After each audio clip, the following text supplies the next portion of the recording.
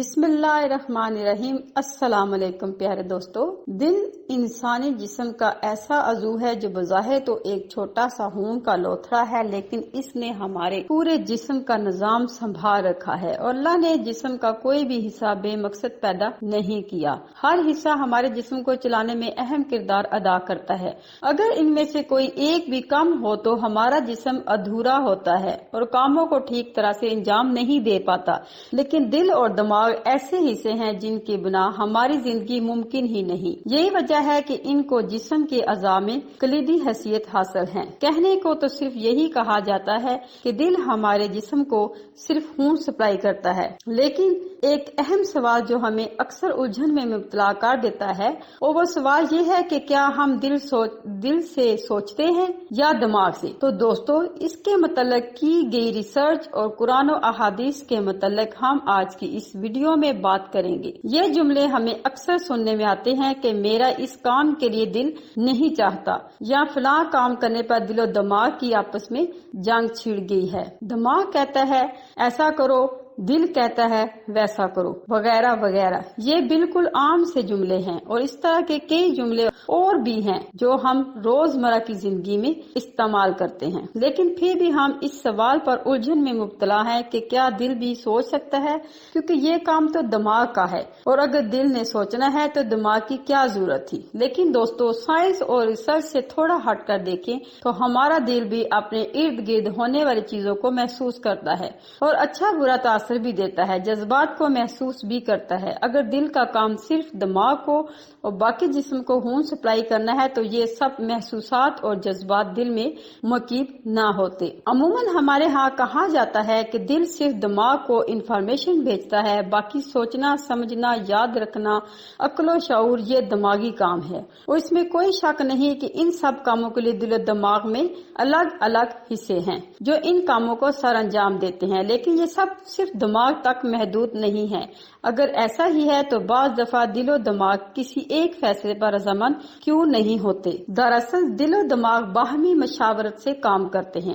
اگر قرآن پاک سے مدد لی جائے تو قرآن پاک میں ایسی بے شمار آیات ہیں جن میں سمجھنے اور سوچنے کے لیے اللہ تعالیٰ نے قلب کا لفظ استعمال کیا ہے، جیسا کہ سورۃ اعراف آیت نمبر 179، جس میں اللہ تعالیٰ کا ارشاد ہے، اور ہم نے بہت سے جن اور انسان دوزخ کے لیے پیدا کیے، ان کے دل ہیں لیکن سمجھتے نہیں، ان کی آنکھیں ہیں مگر ان سے دیکھتے نہیں، اور ان کے کان ہیں مگر سنتے نہیں۔ یہ لوگ بالکل چوپایوں کی طرح ہیں، بلکہ ان سے بھی بھٹکے ہوئے۔ یہی وہ لوگ ہیں جو غفلت میں پڑے ہوئے ہیں۔ اس طرح ایک اور جگہ ارشاد ہوتا ہے، اور ان کے دلوں پر پردہ ڈال دیتے ہیں کہ سمجھ نہ سکے، ان کے شکل پیدا کرتے ہیں، اور جب تم قرآن میں اپنے پروردگار کا ذکر کرتے ہو تو وہ بدل جاتے ہیں اور پیٹ پھیر کر چلے جاتے ہیں۔ ناظرین گرامی، یہ اور ایسے کئی آیات ہیں جن میں باقاعدہ طور پر دل کو سمجھنے کا ذریعہ قرار دیا گیا ہے، اگرچہ بعض جگہ یہ بھی کہا جاتا ہے کہ یہ صرف مثال کے طور پر استعمال ہوا،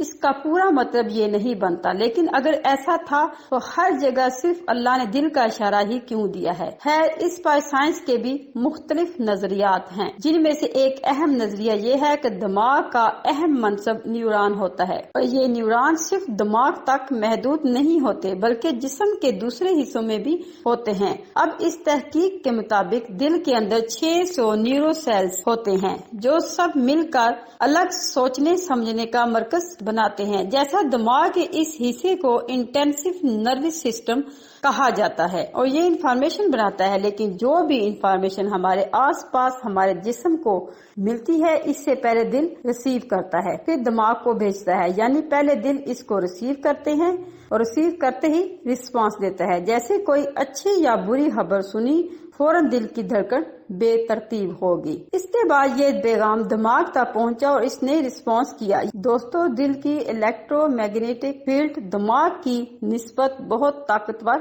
ہوتی ہے، اس لیے دل ہی کسی کام کے لیے دماغ کو حکم دیتا ہے، اور دل کی طرف سے ہی بھیجے گئے سگنلز کو کئی طریقوں سے دماغ کی ایکٹیویٹیز میں تبدیلیاں لا سکتے ہیں۔ کئی طریقوں سے دماغ کی ایکٹیویٹیز میں تبدیلیاں لا سکتے ہیں۔ تحقیق سے یہ بھی پتہ چلا ہے کہ ایک شخص کے دل کے سگنلز دوسرے کے دماغ کے سیلز کو متاثر کر سکتے ہیں۔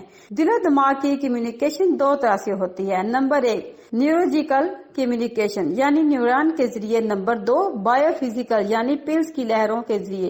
इस तमाम नजरिए के मुताबिक दिलो दिमाग आपस में बाज़ाब्ता राब्ता ही होता है और दिल अपना एक अलग सोचने समझने का मरकज भी रखता है, जिसके जरिए हम जज्बात को महसूस करते हैं और समझ का रिस्पॉन्स करते हैं। बात गौर तलब है। कुरान पाक में जिंदगी के तकरीबन हर पहलू की जानब इशारे किए गए हैं।